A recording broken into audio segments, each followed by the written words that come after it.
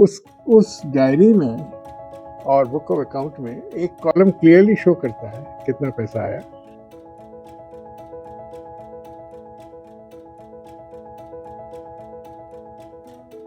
और पास वाला जो डेबिट है उसका पूरा एग्जैक्ट अमाउंट कैसे डिस्ट्रीब्यूट हुआ एज पर एब्रिविएशंस। तो जुडिशरी अच्छी और बुरी होती है because of those are in charge of the judiciary. CBI अच्छी और बुरी होती है through those who are in charge of CBI. जब मिस्टर विजय करण सीबीआई के डायरेक्टर रहे और जब विजय रामा राव डायरेक्टर सीबीआई के रहे तो डायरी की तफ्तीश नहीं हुई। जब mister S K Datta director CBI रहे तफ्तीश हो रही थी और बड़ी जोरों से तफ्तीश हो रही थी। दोस्तों आजकल आप पूरे इंटरनेट पे एप्स्टीन फाइल का नाम सुन रहे होंगे। जी हाँ दोस्तों, ये वही एप्स्टीन फाइल है जिसमें हमें पीडीओ फाइल के केसेस सामने देखने को मिले एंड इसमें काफी ही वर्ल्ड के जो पॉपुलर पब्लिक फिगर्स हैं उनके नाम सामने आ रहे हैं। आज के इस एपिसोड में सर ने उसी एप्स्टीन फाइल को रिलेट करते हुए आज की बात करी है जैन हवाला केस के बारे में। 91-92 का एक केस है दोस्तों। 64 करोड़ रुपए का एक घोटाला हुआ एंड बहुत से लोगों को सर ने डिस्कस किया इसमें नाम। इसमें सीबीआई का क्या एंगल था, सीबीआई के ऑफिसर जो करप्ट साबित हुए इस केस के चलते हुए, उसकी सर ने स्टोरी काफी डिटेल में डिस्कस की। आई होप आप सबको ये केस बहुत पसंद आएगा। तो लेट्स गेट स्टार्टेड।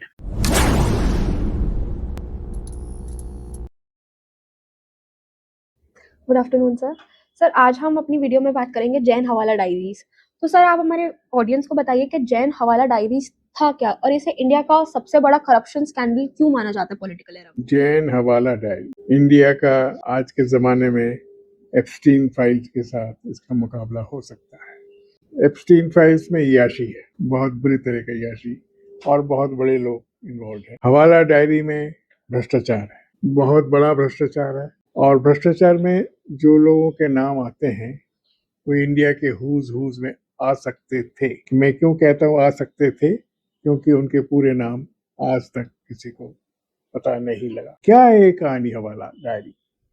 एक तो हवाला डायरी मैं समझता हूँ मिसनोमर है। ये जैन हवाला अकाउंट बुक्स हैं। अगर इनको अच्छी तरह देखा जाए तो देखा जाएगा इसमें क्रेडिट है और डेबिट है। क्रेडिट है पैसा जो डॉलर्स में बाहर से आया, और डेबिट है जो रुपीस में पेमेंट हुआ अननोन नेम्स को। कितने पैसे आए? 91 तक पैसे आए। कब से आ रहे हैं पता नहीं, 88 से हो सकते हैं, 89 से हो सकते हैं, तो 91 तक वो पैसे आए थे। पैसे शायद और भी आते क्योंकि 3 मई 91 में वो डायरी सीबीआई के हाथ आ गए। और मैं कह रहा था कितने पैसे आए? 64 करोड़। ये 64 करोड़ बड़ा फेमस नेम है, बोफोर्स में भी इतना ही नाम था, 64 करोड़। तो 64 crore in dollars.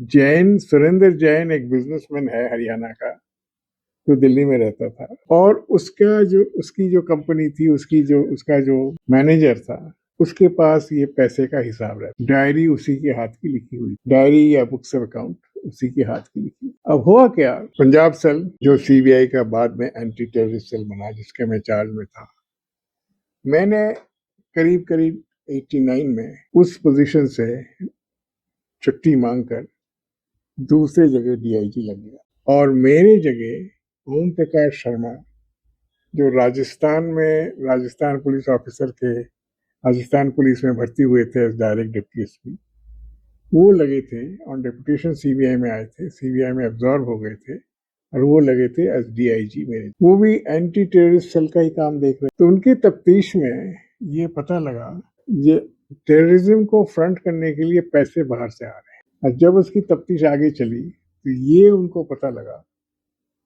Terrorist cell को ये पता लगा ये पैसा सुरेंद्र जैन के ऑफिस से आ रहा है। तो नेचुरली वहां पर रेड हुई। 3 मई 1991 को वहां रेड हुई, और रेड में ये डायरी बुक्स ऑफ अकाउंट मिला। मिलने के बाद जब उन्होंने इसको देखा, उनको ये समझ में नहीं आ रहा था ये एब्रिविएशंस जो नाम थे कि इनके माने क्या, पर ये लग रहा था जो 64 करोड़ रुपए आए और ये लोगों को डिस्ट्रीब्यूट किया गया जो इंडियन पॉलिटिशियंस थे, इंडियन गवर्नमेंट के ऑफिसर्स थे। ये तो समझ में आ रहा था, पर ये कौन थे ये समझ में नहीं आ रहा था, क्योंकि नाम पूरे लिखे नहीं हुए थे।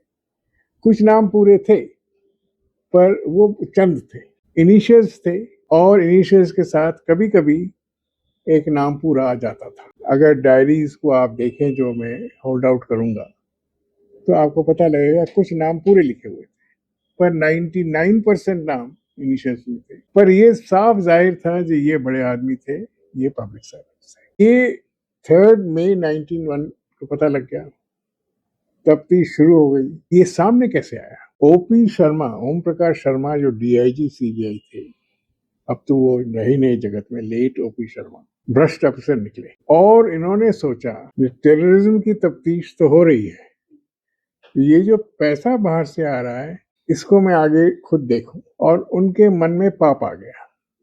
जो 16 जून को ओपी शर्मा जी 10 लाख रुपए लेते हुए पकड़े गए सीबीआई से। ये एक अचंबा था और मैं as previous DIG of the same department बहुत ही शॉक्ड हो गया था। मैंने कुछ छानबीन की, पता लगा ओपी शर्मा ने एक आदमी जिसका नाम कॉल था उसको मिडिलमैन बना के जैन के पास भेजा था पैसे डिमांड करने के लिए, जो आपको मैं बचा लूंगा, डायरी को मैं आने नहीं दूंगा तफ्तीश में, और मुझे 50 लाख रुपए चाहिए। तो 10-10 लाख के इंस्टॉलमेंट में पैसे ले रहे थे। कहा जाता है ये 10 लाख लास्ट इंस्टॉलमेंट था। अब वो सीबीआई के पास इंफॉर्मेशन कैसे आई ये भी पता लगा।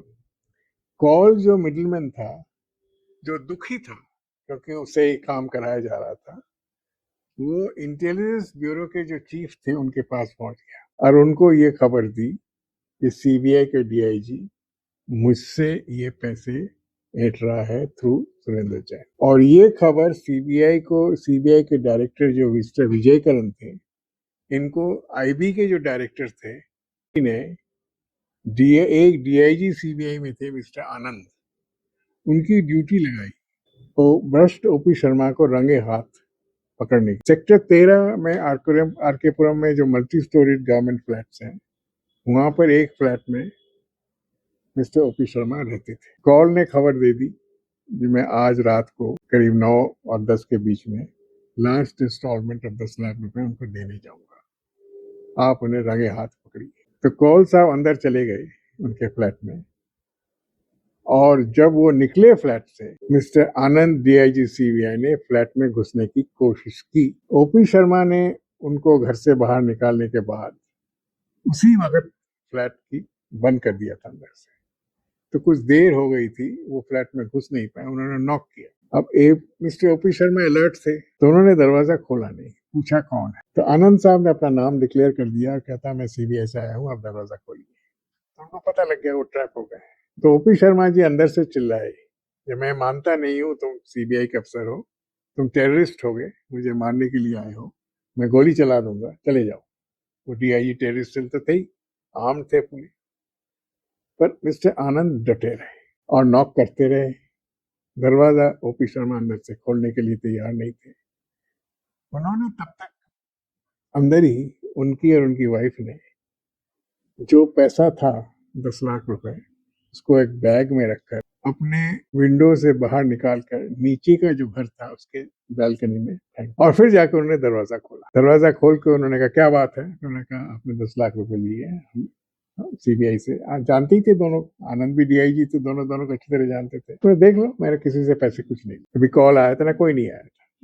But to his bad luck, balcony में जो बैग पकड़ा पड़ा, नीचे रहने वाला जो साउथ इंडियन ऑफिसर था, उसको आवाज आई, उसने बैग को उठाया, ऊपर आ गया। ऊपर आते उसने कहा अभी नीचे ये बैग मुझे मिली है, ये लीजिए आप बैग। और जितने भी चालाक कर लिया था ओपी शर्मा जी ने, बैग में उन्हीं का जो बैग था उसका टेल कुछ साइंस उसमें थे और पैसे भी सारे मिल गए। तो ओपी शर्मा रंगे हाथ पकड़े गए, उनका प्रोसिक्यूशन हुआ, सीबीआई से डिसमिस्ड हुए, जेल। तो ये तो एक तरह की कहानी है। अब रही डायरी की बात। विजय करण सीबीआई के डायरेक्टर थे, उन्होंने कभी भी सीबीआई में काम नहीं किया था, सीबीआई की हिस्ट्री नहीं जानते थे, सीबीआई के महकमा को नहीं पहचानते थे। उन्होंने सारे जीवन दिल्ली पुलिस और पॉलिटिशियंस के साथ काम। और प्राइम मिनिस्टर ऑफ इंडिया थे मिस्टर चंद्रशेखर, जो खुद ही इनएक्सपीरियंस प्राइम मिनिस्टर थे, जिन्होंने हमारे कंट्री को बहुत बुरी तरह चलाया था। सबको पता है जो गोल्ड रिजर्व इंडिया का बिल्कुल खत्म ही हो गया था, अगर मनमोहन सिंह फाइनेंस मिनिस्टर बन के नहीं आते तो इंडिया का बेकार हाथ हो। वो डर गए डायरी को देख। उन्होंने विजय करण जी को कहा कि डायरी की तफ्तीश नहीं होनी चाहिए। तो मई 3 से 16 जून तक डायरी की तफ्तीश हो सकती थी, क्योंकि वो ओपी शर्मा के पास था। उन्होंने नहीं किया, उन्होंने पैसे बनाने की बात सोच ली। और 16 जून 91 के बाद ओपी शर्मा की डायरी कोल्ड कूलर में रखी गई और ये ऑर्डर्स प्राइम मिनिस्टर के दिए और विजय करण सीबीआई के डायरेक्टर इस ऑर्डर को की तामील की। अगर डायरेक्टर सीबीआई पुराना सीबीआई का कोई महकमा का आदमी होता तो ये आदेश लेने से इनकार कर दे, वो तफ्तीश करता, क्योंकि लॉ डिमांडेड इन्वेस्टिगेशन। पर वो तो पॉलिटिशियन के साथ काम किया था और चंद्रशेखर चाहते नहीं थे इसके बारे में कुछ तफ्तीश। तो डायरी पड़ी रही वैसे की वैसे। उसके बाद मैं जॉइंट डायरेक्टर बना 92 में और सीबीआई के डायरेक्टर मिस्टर एसके दत्ता बने, जो मिस्टर विजय करण के एडिशनल डायरेक्टर थे। अब मिस्टर एसके दत्ता और मैं दोनों ने एक साथ कलकत्ता में काम किया था। वो मेरे से सीनियर थे 4 साल, पर मैं भी एसपी था इकोनॉमिक ऑफेंसेस विंग का, वो थे एसपी 1 एंटी करप्शन विंग के। बाद में मैंने उन्हीं से चार्ज लिया था एसपी 1 और वो तब मेरे डीआईजी बन गए थे कलकत्ता में। हमारे रिलेशंस बड़ी रिस्पेक्टेड दोनों की तरफ थी। हम दोस्त नहीं थे, पर हम दोनों को रिस्पेक्ट करते थे। मैं मानता था वो मैन ऑफ हाई इंटीग्रिटी है, बहुत हाई ऊंची इंटीग्रिटी के आदमी है, और वो मुझे एज ए सक्षम निडर अफसर मानते थे, हमारी इज्जत करते थे। हम लोग दोस्त नहीं थे, पर दोनों को काफी इज्जत करते। और फिर बाद में जब सीबीआई में मैं तो सीबीआई का अफसर था, मैं सीबीआई में रहा। दत्ता साहब डीआईजी के बाद चले गए थे यूपी पुलिस में वापस, उसके बाद वापस आए एज जॉइंट डायरेक्टर। फिर हमारी दोस्ती, तब हम दोस्त बन गए थे। वो मुझे बहुत मानने लगे। हालांकि एक बात मैं बताऊं, कह सकता हूं, जब वो एडिशनल डायरेक्टर थे और उनको डायरेक्टर बनना था, तो विजय करण को चंद्रशेखर ने एक्सटेंशन देने की बात, और एक्सटेंशन दे भी दी। तो दत्ता साहब ने मुझे कहा, जब मैंने विजय करण को कहा, मैं अगर आप एक्सटेंशन लेंगे तो मुझे कोई इसमें कोई मना नहीं है, पर अगर कोई आएगा तो मैं इस कोर्ट में चले जाऊंगा। तो मैंने तो उनको कहा था, ये भी आप गलत, आपका नंबर आ गया डायरेक्टर बनने का, आप ऐसा गलत काम मत कहिए, आप उनको कहिए आप जाइए। आपका टर्म खत्म हो गया है, मेरा टर्म आ रहा है, अगर वो नहीं जाते हैं तो आप इन्हीं के खिलाफ कोर्ट में।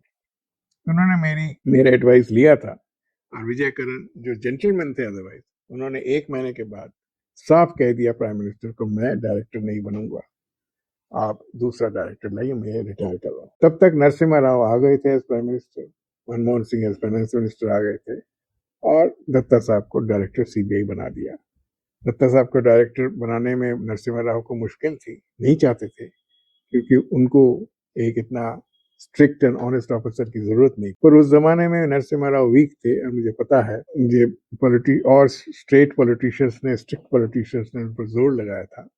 गुरुदास दासगुप्ता उनमें से थे, और डायरेक्टर साहब का जो 6 महीने का टर्म ही बाकी था रिटायरमेंट का, वो डायरेक्टर बन गए। उसके बाद 6 महीने और रहे। जब एसके दत्ता डायरेक्टर बने, तो वो तो सीबीआई के अफसर थे, सीबीआई में एसपी रहे, डीआईजी रहे, जॉइंट डायरेक्टर, एडिशनल डायरेक्टर रहे, तो उनको पता था सीबीआई का, उनको ये पता था कि ये डायरी पर तफ्तीश नहीं हो रही है, ये बुक ऑफ अकाउंट पर तफ्तीश नहीं हो रही है। मैं जॉइंट डायरेक्टर एंटी करप्शन था, उन्होंने ही लगवाया था, बहुत बड़ा चार्ज दिया था मुझे। उन्होंने फौरन ये डायरीज मुझे ट्रांसफर की, कहा आप तफ्तीश शुरू करो। तो मार्च 1993 में मैंने इन डायरीज पर तफ्तीश शुरू करवा दी। मेरे डीआईजी आमोद कंठ थे, वो एक बहुत सक्षम अफसर दिल्ली पुलिस के थे, जो सीबीआई में डिप्यूटेशन में आए हुए थे, वो मेरे अंडर डीआईजी लगे हुए थे। उनको मैंने आदेश दिया कि आप इस डायरीज पर इन्वेस्टिगेट करेंगे, और आप कौन इनमें इन्वॉल्व हैं, ये एब्रिविएशंस किनका नाम है, पता लगाए। पर आपको ये बहुत केयरफुली करना पड़ेगा, क्योंकि आज सुरेंद्र जैन हमारे prosecution witness against OP Sharma है। जो ओपी शर्मा 10 लाख रुपए लेते हुए पकड़े गए थे, तो उसके बारे में जो तफ्तीश हुई, उसमें देने वाले सुरेंद्र जैन थे, जिनसे जबरदस्ती पैसा लिया जा रहा था। तो वो गवाही देंगे उनके खिलाफ, उनको अगर हम नाराज कर देंगे तो ओपी शर्मा की कन्विक्शन करना चाहिए। तो इसको सोचते हुए आप तफ्तीश करिए। अब हुआ क्या, दत्ता साहब के बाद रिटायर हो गए, और मेरे पास वो जाते जाते बॉम्बे ब्लास्ट का केस जो मार्च 1993 में हुआ था, वो भी मेरे पास आ गया था। तो मैं 2 जॉइंट डायरेक्टर था, joint director anti corruption, joint director STF. और विजय रामा राव हैदराबाद से, नरसिम्हा राव के खास आदमी, डायरेक्टर बन के सीबीआई में आ गए। अब विजय रामा राव और मेरी बनी नहीं, वो पॉलिटिकल अपॉइंटी थे, नरसिम्हा राव के अपॉइंटी थे। मैं देख रहा था कि मेरे तफ्तीश, एंटी करप्शन तफ्तीश में वो बाधा दे रहे थे। कल्पना अतराय का अरेस्ट और पॉलिटिशियंस के खिलाफ जो तफ्तीश में कर रहा था, उनमें मेरे लिए बाधा बन के खड़े हो रहे थे। उन्होंने मुझे एक दिन बुला के कहा, आपके पास 2 चार्जेस हैं, जॉइंट डायरेक्टर एंटी करप्शन और जॉइंट डायरेक्टर एसटीएफ। आप बॉम्बे ब्लास्ट भी देख रहे हैं, आप एंटी करप्शन काम भी देख रहे हैं। मैं समझता हूँ एक काम आप देखिए, और मैं समझता हूँ आप जॉइंट डायरेक्टर एसटीएफ रहिए। मुझे कोई मोह तो था नहीं, कोई मैं कह सकता था जो नहीं मैं एंटी करप्शन देखूंगा, वो सीनियर पोस्ट है, anti corruption with additional charge. मैंने कोई बहस नहीं की, मुझे पता था उनके साथ काम करना है तो मैं जॉइंट डायरेक्टर एंटी करप्शन नहीं रह सकता, क्योंकि वो बाधा देते रहेंगे। तो मैं चले आया एसटीएफ में, और ये तफ्तीश में कर रहा था, एब्रीविएशंस को जो निकालने की कोशिश कर रहा था, वो मेरे अंडर तो नहीं हुई।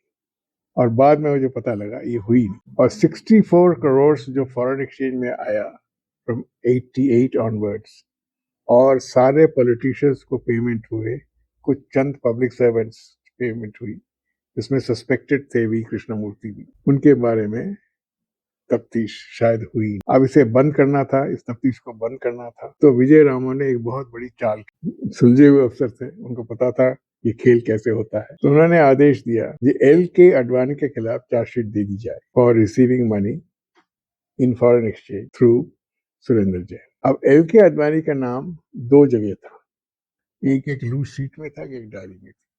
एक पीरियड था जब वो पब्लिक सर्वेंट थे, मेंबर ऑफ पार्लियामेंट थे, एक पीरियड था जब वो प्रेसिडेंट ऑफ द पार्टी थे। अब ये तफ्तीश शुरू हो गई, चार्जशीट डाल दी गई, और इस केस को डिफेंड करने के लिए अरुण जेटली लगे। अब हुआ क्या, मैं तो रिटायर हो चुका था बाय दैट टाइम, और मैं नेशनल फर्टिलाइजर का यूरिया स्कैम को संभाल रहा था आउटसाइड द CBI। उसी टाइम प्रभु चैला जो फाइनेंशियल एक्सप्रेस चलाते थे, उन्होंने मेरे खिलाफ एक बहुत बड़ी आर्टिकल लिखी कि मैं इस केस को दबाना चाहता हूँ, यूरिया स्कैम की तफ्तीश को मैं होने देना नहीं चाहिए था, मुझे भेजा गया है वहां पर इसे बंद कराने के लिए। तो मैंने प्रेस काउंसिल में प्रभु चौला के खिलाफ केस कर दिया फॉर डिफेमेशन। और मेरे एक दोस्त थे स्वामीनाथन नायर, उनकी भी अभी रिसेंटली डेथ हो गई है एट द एज ऑफ 63। उनसे मैंने सलाह मांगी, तो उन्होंने कहा अरुण जेटली आपको सलाह दे सकते हैं। अरुण जेटली को मैं जानता हूँ, वो वकील है, आप मिल लीजिए उनसे। तो फिर मैंने टेलीफोन से अरुण जेटली से बात की। उनका ऑफिस तब नौदी रोड के आसपास एक बंगलो में था, और उन्होंने भी कहा जहां मैं स्टेशन से मिलना भी चाहता हूं, क्योंकि मैं LK आडवाणी को, तो वो भी मेरे साथ LK आडवाणी वाले केस में थोड़ी मेरी मदद करते, मैं उनको मदद कर दूंगा, मुझे बता दूंगा कैसे ये आप डिपेंड कर सकते हैं। तो मैं गया, मेरे केस में ज्यादा बात नहीं, उन्होंने अपनी केस के बारे में बात की। तो मैंने एविडेंस देखा अगेंस्ट LK आडवाणी, तो मैंने कहा देखिए जो लूज शीट में निकला है उस पीरियड में तो वो पब्लिक सर्वेंट थे, 25 लाख रुपए लिए थे, और 25 लाख रुपए ने और लिए हैं फॉरेन एक्सचेंज में, वो डायरी में लिखा है, तब तो पब्लिक सर्वेंट थे। तो अरुण जेटली ने मुझे बताया जब 25 लाख रुपए अरुण जेटली LK आडवाणी को मिले थे, और हमारी जो पार्टी के अकाउंट बुक्स हैं उसमें वो पैसा जमा भी है, तो दूसरा जो 25 लाख लिखा हुआ है वो LK आडवाणी को नहीं मिले थे। तो लगता था कि सुरेंद्र जैन कुछ पैसा दूसरों के नाम लिख देता था, खुद ही नहीं जाता, हो सकता है। इस बात में तफ्तीश तो हुई नहीं, ये मुझे तब उन्होंने कहा था, और मुझे कुछ उन्होंने सजेशन दिए इन द प्रेस काउंसिल। तो प्रेस काउंसिल मैंने उनके सजेशंस को भी रखे, और मैंने खुद अपने आप को डिफेंड किया। And Prabhu Chawla was condemned, convicted. He had to apologize to me, and his apology had to be mentioned in the Financial Express for wrongly defaming me. बुरा लग रहा, पर इसके बारे में फिर तफ्तीश हुई नहीं, और ये केस अगेंस्ट आडवाणी मैंने कहा बहुत वीक है, चलेगा नहीं, और वो चला भी नहीं। डिस्चार्ज हो गया, हाई कोर्ट से डिस्चार्ज रहा, सुप्रीम कोर्ट में मामला गया, सुप्रीम कोर्ट ने कहा एविडेंस काफी नहीं है, ये डायरी इनकंक्लूसिव है। तो इस तरह जो डायरी चंद्रशेखर दबाना चाहते थे, वो डायरी दब गई। किसके ऑर्डर से? सुप्रीम कोर्ट के ऑर्डर से ही दब गई, क्योंकि सुप्रीम कोर्ट में जो वीकेस्ट केस है अगर सामने पेश करेंगे और डायरी को पेश करेंगे, तो diary itself became a weak evidence. तो डायरी भी एज वीक एविडेंस रहा, तो बाकी तफ्तीश तो CBI की खत्म हो गई। कहते हैं इनकम टैक्स ने इसके बारे में कुछ केसेस किए थे, क्योंकि बहुत नाम थे, और वो नाम आपको मैंने जो मेरी किताब है सीबीआई इनसाइडर स्पीक्स में मैंने एक्सट्रैक्ट्स ऑफ द डायरी दी है, तो आप उसे देख सकते हैं। उस डायरी में और बुक ऑफ अकाउंट में एक कॉलम क्लियरली शो करता है कितना पैसा आया, और पास वाला जो डेबिट है उसका पूरा एग्जैक्ट अमाउंट कैसे डिस्ट्रीब्यूट हुआ एज पर एब्रीविएशंस या। तो ये बुक ऑफ अकाउंट था। और आप जानते ही हैं अकॉर्डिंग टू लॉ, अगर एक बुक ऑफ अकाउंट में 3-4 इंस्टेंसेस अप्रूव कर दें तो book of account becomes acceptable as evidence. तो 3-4 इजीली प्रूव होते थे, क्योंकि कुछ नाम तो क्लियर थे, विद्याचरण शुक्ला, आरिफ खान, बूटा सिंह, वी कृष्णमूर्ति, धनकर, ये नाम क्लियरली आ रहे थे डायरी। इस पर आराम से तफ्तीश हो सकती थी, नाम सामने आ सकते थे। और अगर स्ट्रॉन्गेस्ट केस आरिफ खान और विद्याचरण शुक्ला कोर्ट के सामने पेश किया जाता तो केस चलता। जहां एविडेंस ही नहीं था, उस केस को सामने लाके इस डायरी को बर्बाद कर दिया, इस बुक ऑफ अकाउंट को क्लोज करा दिया। और जो इंडिया की एप्स्टीन फाइल ऑफ करप्शन थी, नॉट ऐशी, वो कभी सामने आया ही। सर जैसे कि आपने जैन हवाला डायरीज को एप्स्टीन फाइल से कंपेयर करा, तो क्या उसमें भी मतलब पावरफुल लोगों के नाम थे? और अगर वो डायरी 2026 में आती तो क्या पावर ट्रुथ को एम्पावर करती? अगर कोई सीबीआई का आदमी डायरेक्टर सीबीआई होता तो 93 में भी ये एक्सपोज होता ही। विजय करण साहब सीबीआई के डायरेक्टर बने थे, उन्होंने कभी सीबीआई में काम नहीं किया था। सीबीआई की हिस्ट्री के बारे में, सीबीआई के स्टैंडर्ड के बारे में उनको कोई अदा पता नहीं था। उन्होंने मिस्टर चंद्रशेखर की बात मानी और डायरी को दबा दिया। उनके सक्सेसर एसके दत्ता, जो सीबीआई में बहुत साल रहे और सीबीआई के आदमी थे, मैं मानता हूँ, तो सीबीआई में जो आईपीएस ऑफिसर्स भी आते थे वो बार बार वापस आते थे अगर उनको सूटेबल माना जाता था। तो एसके दत्ता वो ऑफिसर था जो एसपी भी रहा, डीआईजी भी रहा, जॉइंट डायरेक्टर भी रहा, एडिशनल डायरेक्टर भी रहा और फिर डायरेक्टर बना। तो उसने उस डायरी को फौरन तफ्तीश के लिए ओपन कर दिया था, पर उसके पास सिर्फ 6 महीने का टाइम था। फिर 6 महीने और रहा, पर ये तफ्तीश। उसके बाद क्या हुआ, विजय रामा राव आए, वो भी कभी सीबीआई में नहीं रह चुके, पॉलिटिकल अपॉइंटी थे, तो उन्होंने भी साथ दिया। और पॉलिटिशियंस तो चाहते ही नहीं थे डायरी में उनके नाम एक्सपोज हो, क्योंकि सारे ज्यादा से ज्यादा लोग पॉलिटिशियन थे। हाँ, अगर डायरी को अच्छी तरह देखा जाए, और मैंने इसके बारे में मेरी किताब में लिखा भी है, एक पार्टी के ऑफिसर्स के नाम इसमें नहीं थे, वो थे कम्युनिस्ट पार्टी। बीजेपी, कांग्रेस और अदर पार्टीज के लोगों का नाम था, at least by abbreviations they were identified as politicians belonging to the BJP और द कांग्रेस और other party, but no member of the communist party. कोई कम्युनिस्ट पार्टी का मेंबर का नाम इसमें नहीं था। उनको बाहर से पैसे नहीं आते थे, इनको बाहर से पैसे आते थे। 64 करोड़ इन डॉलर्स आए, उसका हिसाब है, उसका क्रेडिट है और उसका डेबिट है। डेबिट में पैसे दिए गए, कुछ नाम के बारे, कुछ लोगों की इन्वेस्टिगेशन हुई इनकम टैक्स से, जैसे आरिफ खान की, विद्याचरण शुक्ला की, पर आगे काम नहीं बढ़ा और सब निकल गए, सब बच गए। ये एक फाइल है से एप्स्टीन फाइल से, इसीलिए मैं कंपेयर करता हूँ। एप्स्टीन फाइल में बड़े लोग हैं, याशी करते थे, उनका नाम आया।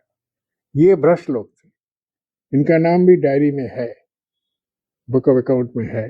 और अगर एक एक नाम के एब्रिविएशंस को एक्सपोज किया जाता तो इनके नाम सामने आते, और इंडिया का biggest corruption case involving politicians of every hue except the communist party के नाम सामने आते। सर सुप्रीम कोर्ट के इंटरवेंशन के बाद भी किसी का कन्विक्शन नहीं हुआ, तो क्या हम कह सकते हैं कि जुडिशरी भी उस टाइम पे लिमिटेड थी? ये बड़ा इंटरेस्टिंग क्वेश्चन है, क्योंकि जुडिशरी एज ए होल को हम नहीं कंडेम कर सकते। अगर ये डायरी की तफ्तीश हुई तो इसमें एक जस्टिस का नाम सामने आता है, वो है जे.एस. वर्मा, जो चीफ जस्टिस ऑफ इंडिया बने थे।